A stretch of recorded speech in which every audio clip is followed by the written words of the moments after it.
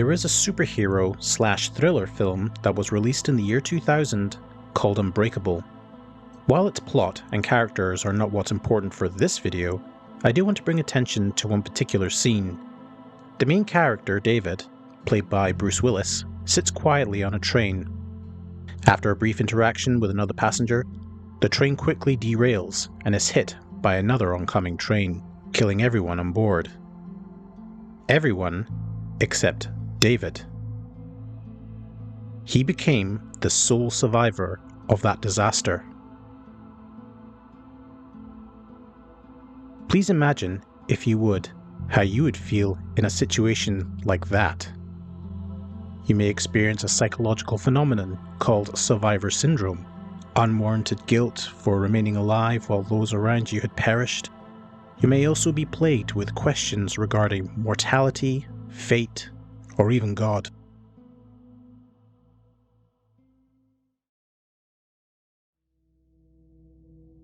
In this new short series I'm trying out, we're going to take a look at a few sole survivors of various different tragedies, the background, the event, and what happened to the individuals afterward.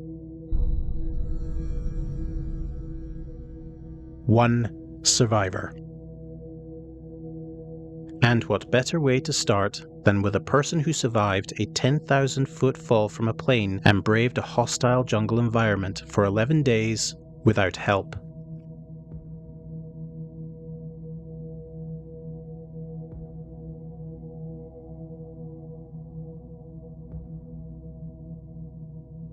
Julianne Margaret Koepcke was born in Peru to successful zoologists Hans Wilhelm and Maria. They did a lot of research in and around the city of Lima and even set up their own research facility deep in the jungle called Panguana.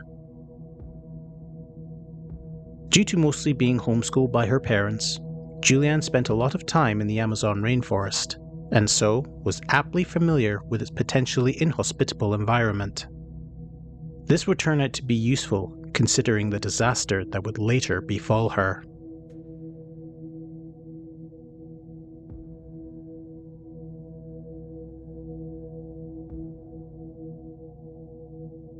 It was Christmas Eve, 1971. 17-year-old Julianne, along with her mother, boarded a Lockheed passenger plane, Lanza Flight 508. The flight path was to Iquitos, with a stopover at Pucallpa. It would never complete this journey. It's important to note that Lanza, as a commercial airline, did not have a good track record. In its 8-year history up until that point, Lanza had already been responsible for 150 aviation deaths spread across 2 previous incidents. Unperturbed, Julianne and her mother still took the flight.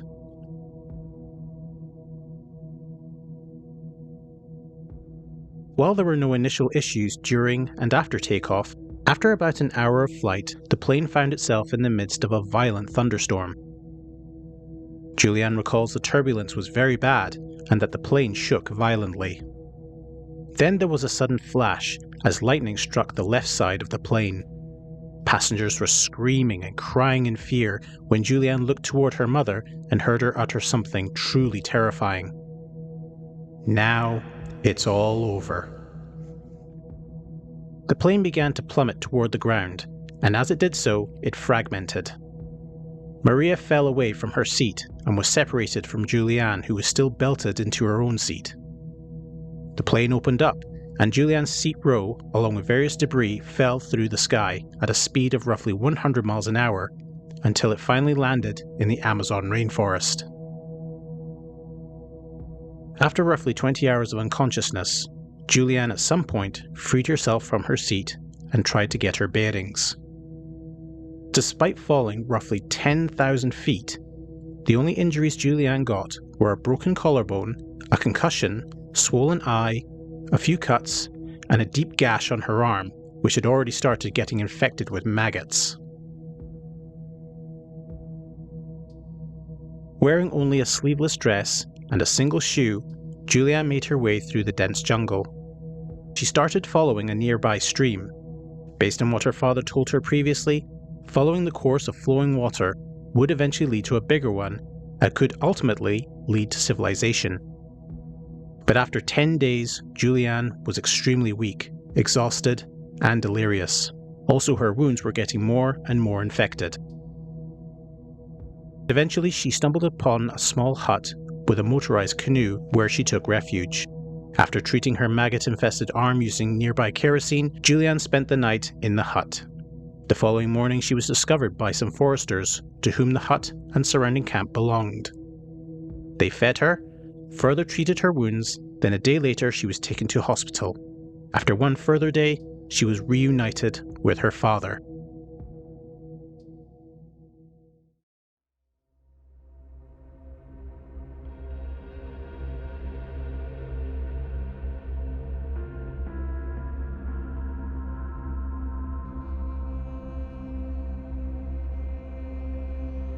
While there were others who also survived the Lanza Flight 508 disaster, including Julianne's own mother, they would all succumb to their injuries before they could be rescued.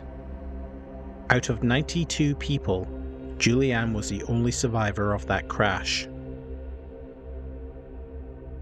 While Julianne stated that initially she had nightmares and suffered badly from survivor syndrome for months after the incident, she would go on to make a full recovery, both physically and mentally. She moved to Germany with her father to continue her studies, eventually becoming a zoologist herself. She got married in 1989 and would take over the running of the Panguana Research Center in the year 2000 after her father passed away. For several years, Julianne initially avoided press attention and refused to give any interviews. But in later years, she did write a book about her experiences and even returned to the crash site and explored the area for the purposes of the documentary called Wings of Hope.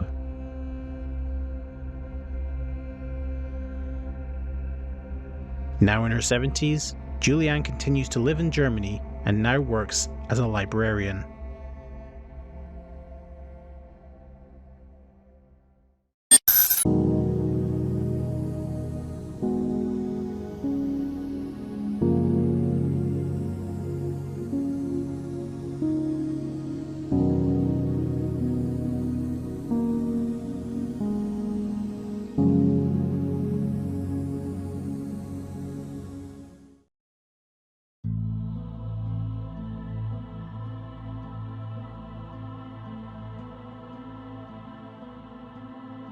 In cases that have resulted in a sole survivor, many of them have been either a natural disaster, mechanical failure, or just human error.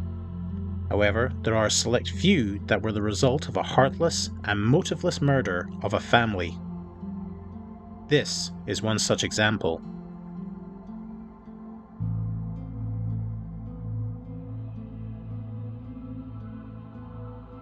It was late September 2005. Robin Doan was living a happy, peaceful life with her mother Michelle, stepfather Brian, and older brother Zach. Their home was a small isolated farm on the outskirts of Pampa, Texas. There was a great deal of anticipation and joy within the family at this time, as Michelle was 6 months pregnant with her husband's first child. 10-year-old Robin in particular was very excited at the prospect of becoming a big sister. Unfortunately, an opportunistic and twisted killer decided to destroy that wonderful future.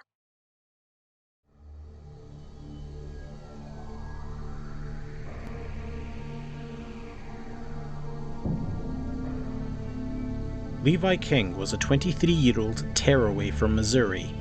Already on the run for killing an elderly man and his daughter-in-law in the town of Pineville, Levi crossed state lines into Texas and pulled up to Robin's home. Armed with an AK-47, Levi broke into the farmhouse through the locked kitchen door and made his way to the parents' bedroom. Levi took aim at Brian and shot him 3 times, causing his wife Michelle to scream. Levi then turned the gun on her and shot her 6 times, killing not only her, but her unborn child. The gunshots woke Robin up from her sleep, causing her to get out of bed and creep toward her door to investigate. Upon hearing footsteps, Robin immediately dashed back to her bed and pulled her blanket over her head. Levi entered the room and immediately saw someone in the bed beneath the covers. He then proceeded to fire 2 bullets at Robin. Levi then exited the room and made his way down the hallway to older brother Zach's room and shot him 3 times while he lay in his bed.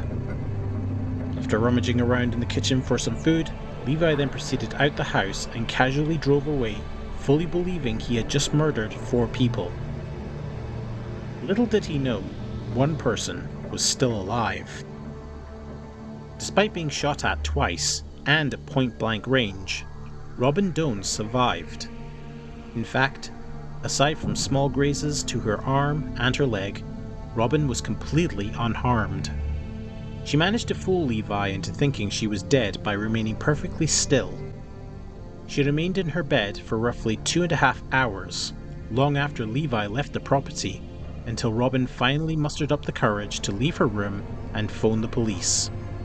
It would be at this point where I would play the 911 call she made, but before I do that, please note that it is incredibly unsettling and upsetting. Sheriff's Office, 911. Ma'am, there was a shootout in my house. I don't know who's alive in my house, and I'm scared. Where are you at? 7142 Highway 70. It's about 13.3 miles out from the bowling alley. What's your name? Robin Doan, my parents, Michelle Conrad and Brian Conrad. I'm scared after this, and I don't know what Robin to do. Downs? Yes, ma'am. Brian Conrad. My mom is alive. Okay, I'll stay on with you. I've got the ambulance and the fire department to come in, okay? Thank you so much. They're coming. Stay there. You don't see any other vehicles or strange people around your home or anything? No, ma'am. You didn't see a car drive off of any kind? No, ma'am. You just heard the shots fired? And I saw the lights on in the kitchen, so I'm assuming they stole some stuff. Okay. I can't believe it. Okay.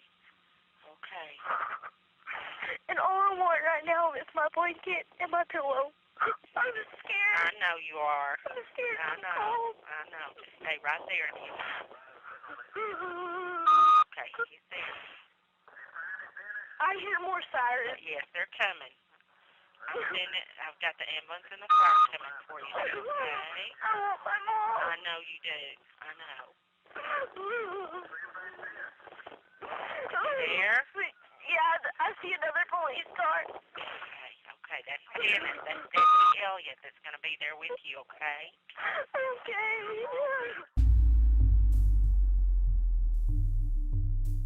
Despite the situation, Robin managed to remain composed enough to relay the information to the dispatcher.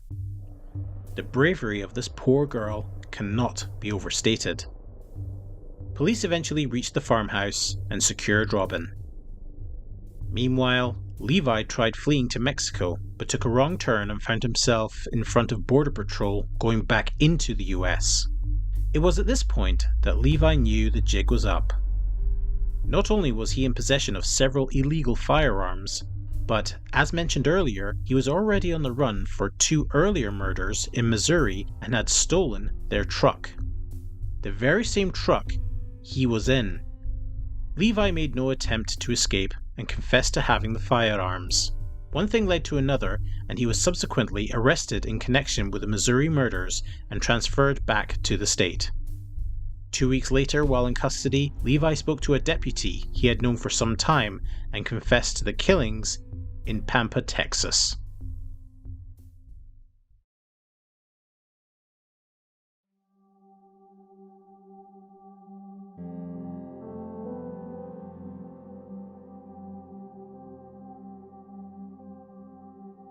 Out of 5 people, which includes an unborn child, Robin was the only survivor of the shooting. It would be September 2009 when Levi would go to trial for the murder of Robin's family. Robin, who by now was well into her teens, took the stand and testified against Levi, which resulted in him being sent to prison.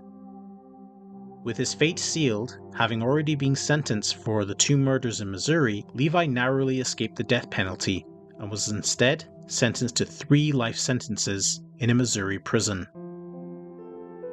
With absolutely no prospect of release, Levi knows he will die in prison.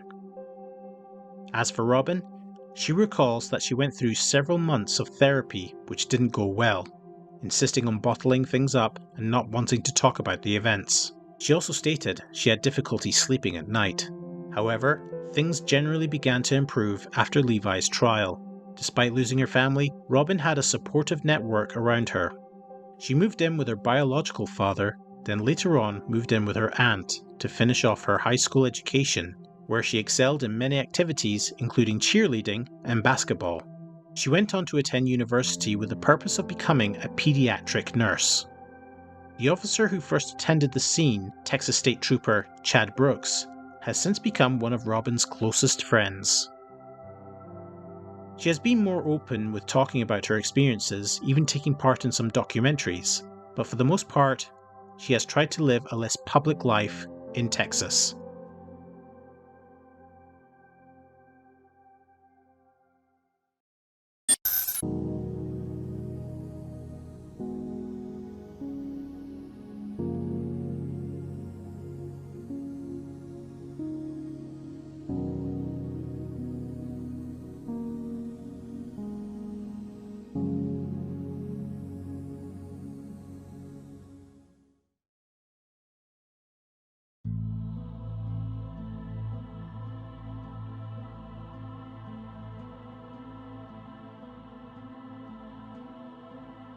It's an unfortunate reality that accidents do happen in the workplace, despite the numerous safety precautions that are implemented.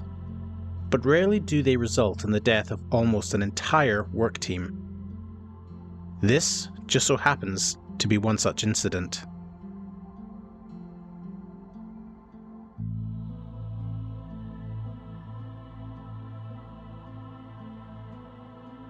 Dilshod Marupov was born in Samarkand, Uzbekistan, to parents Rauf and Moira. Having been trained as a welder, when Dilshod was 21 years of age, he travelled to Canada for work. His overall goal was to eventually develop his own business and earn enough money to move his parents over to Canada for a better life.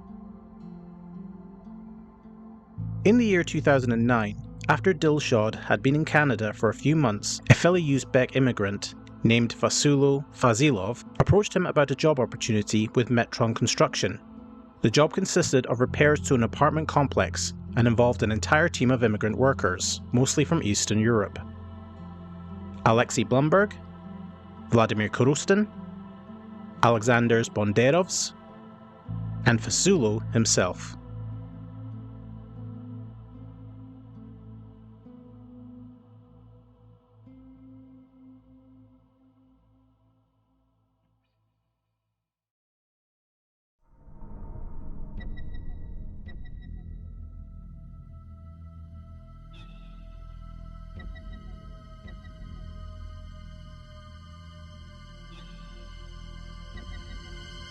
Aside from being Christmas Eve, there was nothing special about the day of the incident. Dilshod was in high spirits due to a phone call he received earlier in the day about a possible welding job that was available to him after Christmas. A firm first step in the direction of visualizing his goal of starting his own business. Unfortunately, due to what would happen next, that opportunity would be lost to him. It was only Dilshod's second day on this particular job, which involved restorations to our 13th story apartment building at 2757 Kipling Avenue in Toronto. It's important to note that Dilshod had never worked at such great heights before, and his safety training, conducted by project manager Vadim Kazanelson, was less than half an hour long and very minimal. After that day's work had finished, Dilshod, along with his 4 co-workers, all stood upon the suspended 40-foot-long swing stage when they were joined by Vadim, the only person who was safely tethered to a lifeline. The purpose for all these individuals being on the swing stage was for everyone to be lowered to the ground safely, but at roughly 4:30 p.m, as the swing stage began to descend, it suddenly snapped in half.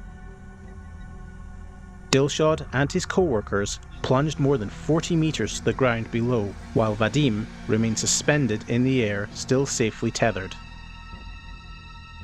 Vasylo, Alexanders, Vladimir, and Alexei all died upon impact. Miraculously, Dilshod survived the fall, but was heavily injured. He broke his spine and both his legs, along with receiving multiple fractures as well as a number of cuts and bruises. He was immediately rushed to Sunnybrook Hospital and placed in intensive care and remained there for several months.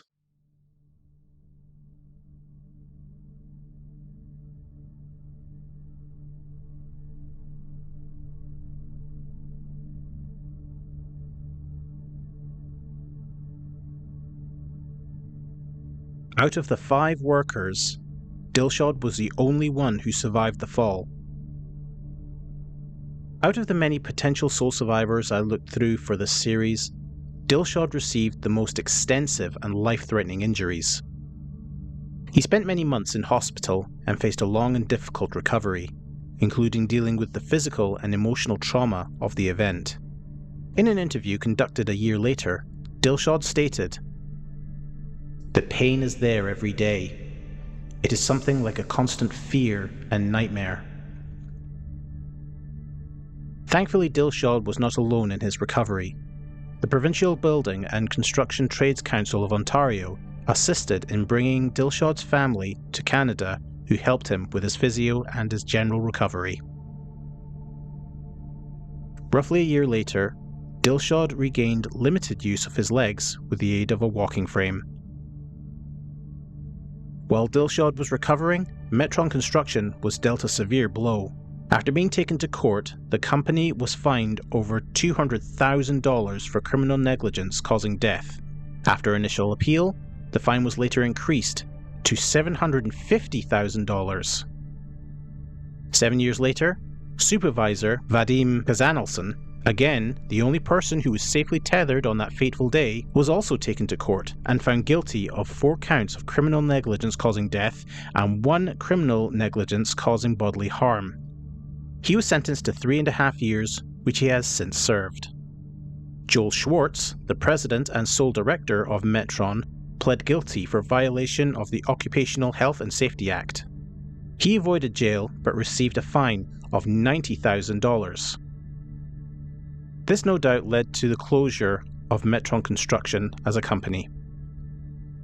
The entire incident led to calls for tougher regulations regarding workplace safety as well as more protection for immigrant workers in Canada. In the year that's passed, there have been calls for tougher workplace safety regulations. Ontario's Ministry of Labour launched a safety blitz at hundreds of construction sites and a review on how to better protect workers. But those who took part in today's vigil insist the enforcement of labour standards is poor. Within this year, 429 workers died in Ontario as a result of their labour. As of at least 2017, Dilshod has regained better mobility and previously talked about getting back into the workforce. Currently in his late 30s, he recognises he will never fully recover physically, but mentally, he seems to be coping much better than he was.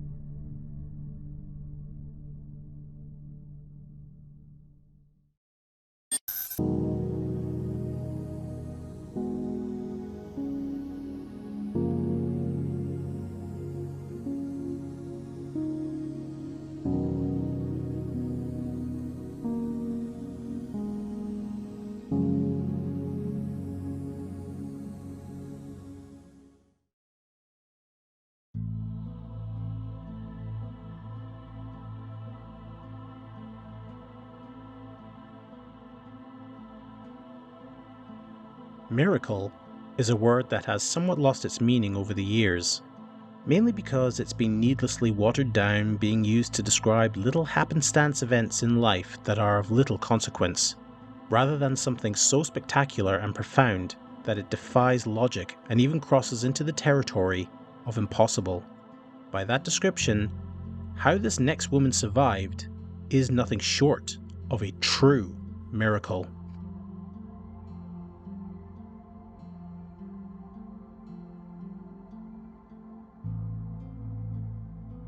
Bahia Bakari was born in 1996 in Évry, France, to parents Kazim and his wife Aziza. She would be the first of 4 children raised in a Muslim household. Not much is known about Bahia's early life, except that her father worked as a janitor and her mother was a homemaker. When she was 12 years old, Bahia and her mother planned a trip overseas to the Comoros Islands for the purpose of attending Bahia's grandfather's wedding and to spend time with relatives.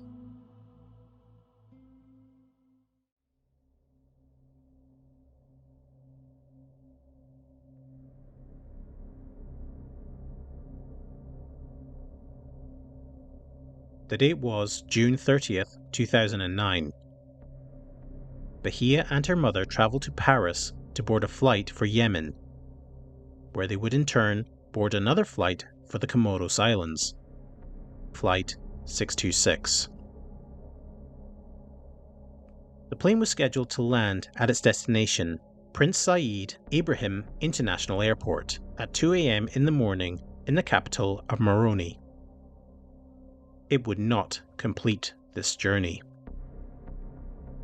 Just minutes away from the runway, the plane conducted a circle-to-land procedure. The plane began its descent for landing, but something was wrong. According to Bahia, I started to feel the turbulence, but nobody was reacting much, so I told myself it must be normal.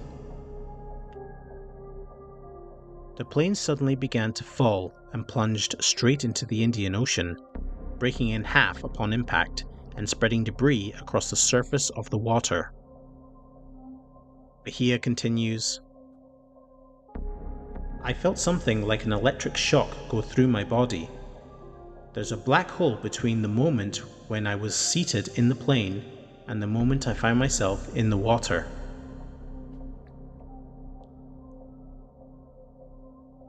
It's important to highlight that Bahia had only had a couple of swimming lessons ever in her life. She also had no flotation device and no life jacket on. She also sustained several injuries, including a broken collarbone and hip. Definitely not favourable conditions to be saddled with while stranded in the Indian Ocean. In pitch black darkness, Bahia desperately grabbed hold of some floating debris, while all around her she could hear the voices of other survivors. But as time passed, those voices became fewer and fewer until all she heard was the sound of the waves. Up until the later hours of the following morning, Bahia continued to cling to the piece of wreckage, even falling asleep at one point due to absolute exhaustion. The Comoros Islands had lost contact with the plane before it crashed, which resulted in the Comorian government requesting assistance from any available vessels to help locate survivors. A small ship called Semina Kontu was the first to find Bahia. The crew threw her a lifeline, but unfortunately she was far too weak to grab it. One crew member, called Turafi Salimane Liborna, dived into the water in order to give her the flotation device and bring her aboard. After she was rescued, she was taken to a hospital on the Comoros Islands.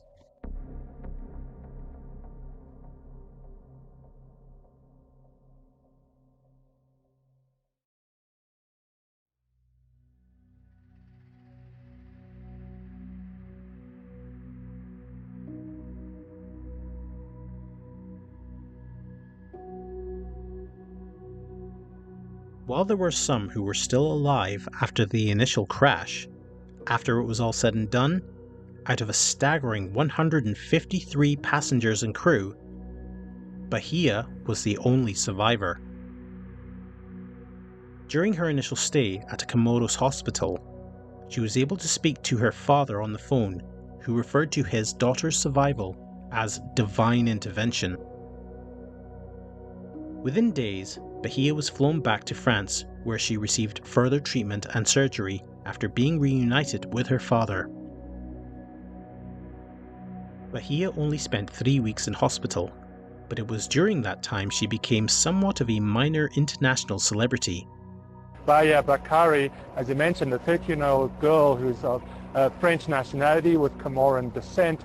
She was on that plane, that ill-fated plane from Sana'a in Yemen to the Comoros. When the plane was approaching it, it bailed out of its landing, according to reports and according to officials, and crashed into the ocean. many news articles began reporting on her survival and referred to her as the Miracle Girl. Even the French president visited her while she was recuperating.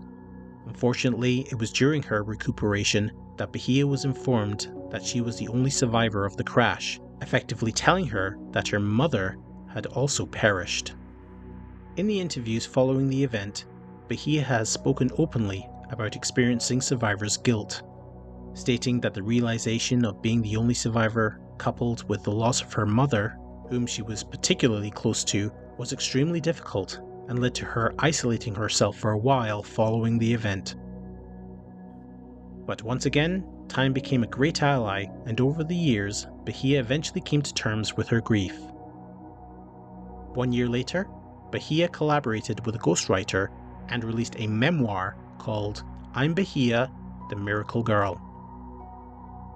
In 2022, Bahia appeared as a witness in a French court against Yamina Airways.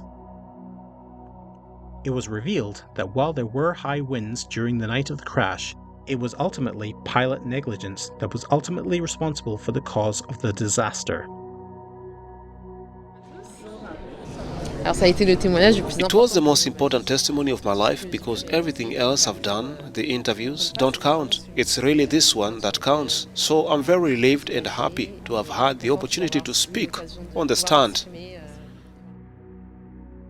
Bahia and the families of the deceased received compensation of almost 1 million euros. As far as Bahia is concerned, she is now in her late 20s and has since moved to Hanover in Cuba.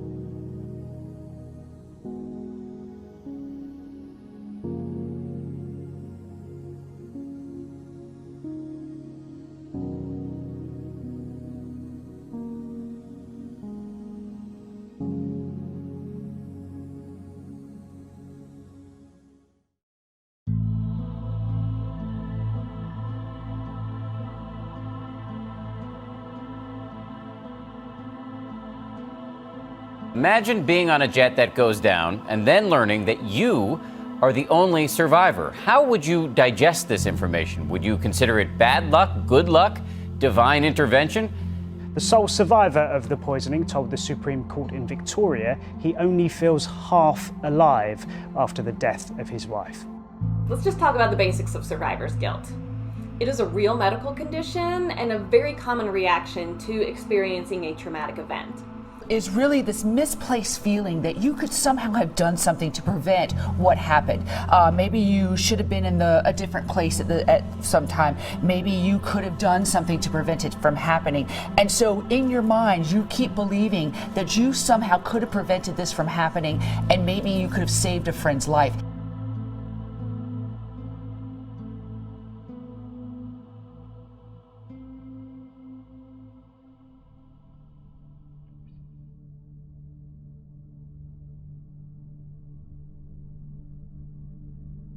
And so, we come to the end. Thus far, we have heard some truly amazing and terrifying stories of people who, despite overwhelming odds, emerged from horrifying disasters and situations that almost guaranteed death, only to be cursed with physical, psychological, and emotional scars. What surprised me the most when doing my initial research into this subject was how many examples of sole survivors there actually have been. So to wrap up this series, I thought we would briefly look at not just one, but a number of other sole survivors.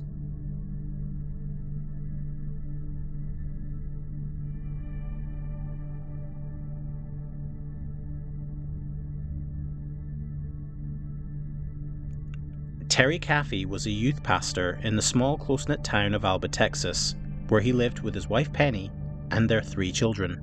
On March 1st, 2008, 2 individuals by the names of Charlie Wilkinson and Charles Wade committed a home invasion on the Caffey family residence. Using a handgun and a samurai sword, they proceeded to kill everyone they could find in the house. Everyone except Terry, who was shot 5 times but miraculously survived. Before the 2 home invaders left the scene, they set fire to the house in order to destroy any evidence of their intrusion. Terry managed to drag himself out via the back door all the way to his neighbor's house, where the police were soon contacted. 1 day later, Charlie Wilkinson was arrested, along with Charles Wade, a further accomplice called Bobby Johnson, who waited in the getaway car the previous night, and Erin Caffey, Terry Caffey's own daughter. It was later revealed that it was Erin who orchestrated the home invasion and slaughter of her own family.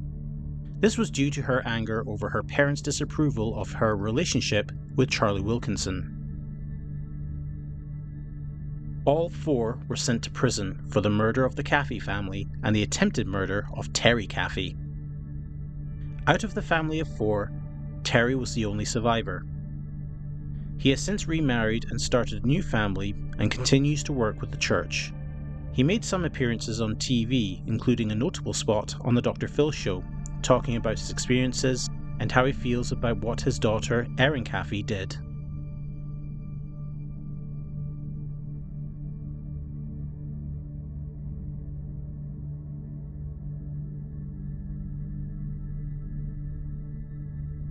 Perhaps the most tragic case of a sole survivor, Nathaniel Rodriguez only spent 1 day as a 5-year-old child when he was involved in a horrific accident along the 10 freeway in Colton, San Bernardino. On December 15th, 2024, Nathaniel was a passenger in a car with his father Edgar, his partner Melinda, and Edgar's parents Ramiro and Maria. The purpose was a planned family day out to celebrate Nathaniel's birthday. However, for some reason that has yet to be revealed, whilst driving to their destination, the car swerved off the road and down an embankment before hitting a tree stump. The car then burst into flames, with all 5 individuals still inside. Emergency services were immediately called and the bodies were pulled from the wreckage. All had died upon impact, apart from Nathaniel, who was barely alive. Both his legs were crushed in the accident and had received burns on over 50% of his body, and yet somehow he managed to survive. His mother Adriana expressed her devastation in a later interview. "That was very heartbreaking, to know my child was awake while he was pretty much burning." Nathaniel had to go through various surgeries and operations on his already badly damaged body. This included the amputation of both his arms below the elbows, as well as extensive treatment for his burns and various bacterial infections. Out of the 5 occupants of that car crash, Nathaniel was the only survivor. As of July of this year, Nathaniel is still in hospital, in critical but stable condition, and requires the use of a ventilator. Friends of the family set up a GoFundMe for his medical bills, of which they have raised more than 3/4 of the actual goal.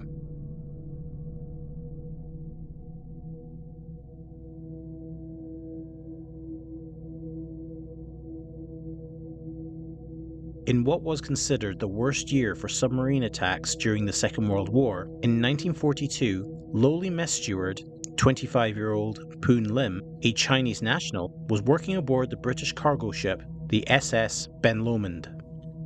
On the 23rd of November, a German U-boat launched 2 torpedoes that struck the cargo ship, and it began sinking within minutes. In the midst of the chaos, Lim managed to procure a life jacket and dived straight into the ocean. After a couple of hours of floating in the water, Lim spotted and boarded a small wooden makeshift raft, which just so happened to contain food, water, and a basic survival kit. For many, this may have appeared to be a very fortuitous set of circumstances. But a bigger challenge came when Lim was not immediately rescued. Hundreds of miles out in the Atlantic Ocean, days turned into weeks, and weeks turned into months. Lim exhausted all his onboard supplies and had to resort to collecting rainwater from the raft's canopy. He used some nails from the raft and a hemp rope to form a makeshift fishing rod, and even resorted to killing and then eating circling birds. Despite several opportunities to be rescued, Lim spent 133 days adrift in the ocean. He was eventually rescued by some Brazilian fishermen in April of 1943 and brought to the Brazilian mainland to receive treatment. Despite some passengers and crew surviving the initial sinking of the SS Ben Lomond, out of 53 people on board, only Poon Lim survived. He went on to live a very happy life, eventually settling in the US and getting married. He died in 1991 at the age of 72.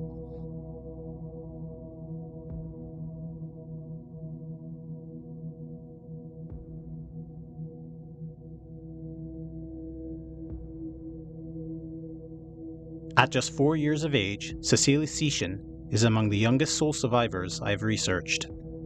In 1987, Cecelia, along with her parents Michael and Paula, and her older brother David, had been visiting relatives in Pennsylvania.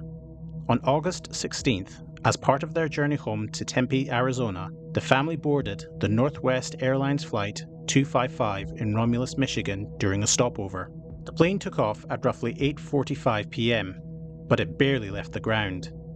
Due to the pilots not checking if the flaps and slats were extended for takeoff, the plane rolled from side to side, hitting a number of light poles and the roof of a building before crashing down and bursting into flames.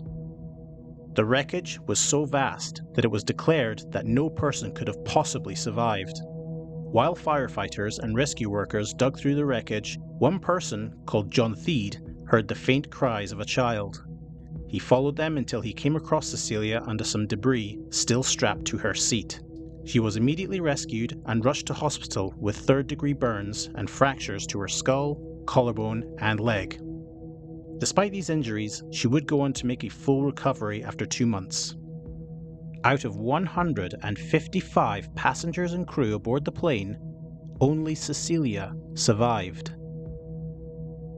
Much like Bahia Bakari, Cecelia received significant press attention while recovering in hospital. She was sent balloons, cards, various presents, and even thousands of dollars. She was dubbed America's Orphan due to her losing her entire family in the crash. After being discharged from the hospital, she went to live with her aunt and uncle, who shielded her from the public eye as she grew up, until she herself came forward to talk about what happened. Today, she is in her early 40s and happily married to her high school sweetheart.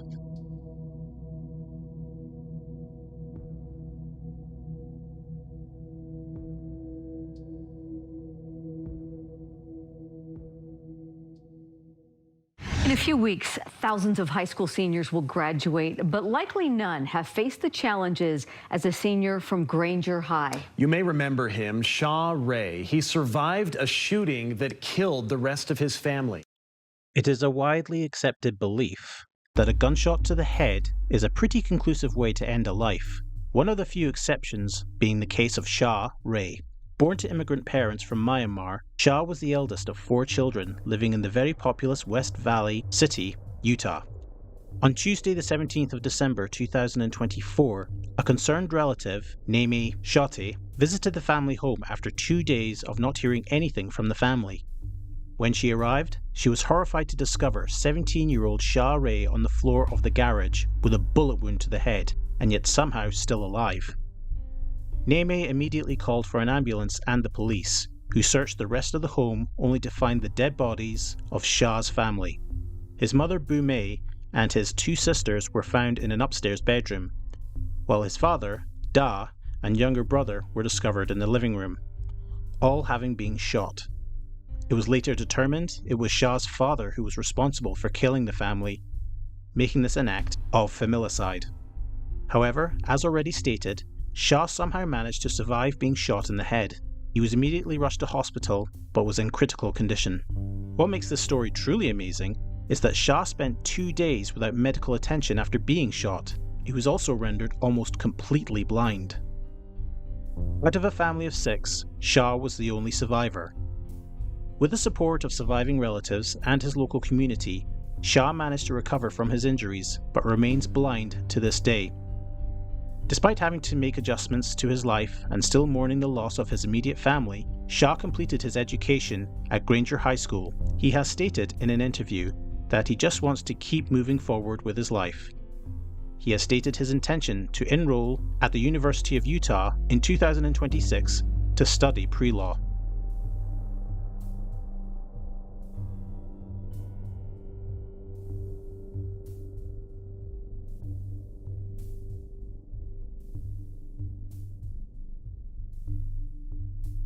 Officially recognized as the deadliest plane crash to have a sole survivor. In June of 2025, British citizen of Indian origin, Vishwash Kumar Ramesh and his younger brother Ajay had been visiting India to spend time with family. On the 12th of that same month, Ramesh and his brother boarded a Boeing 787 Dreamliner plane, Air India Flight 171, for the purpose of returning to their home in the UK. However, just a few seconds after the plane took off from Ahmedabad Airport, it suddenly dropped altitude. The reason for this has been debated, ranging from pilot negligence to malfunctioning fuel control switches that stopped the plane's initial takeoff thrust. As the plane descended, it hit several buildings before bursting into flames, killing almost everyone on board except Ramesh, who sat in what was later dubbed the Miracle Seat 11A.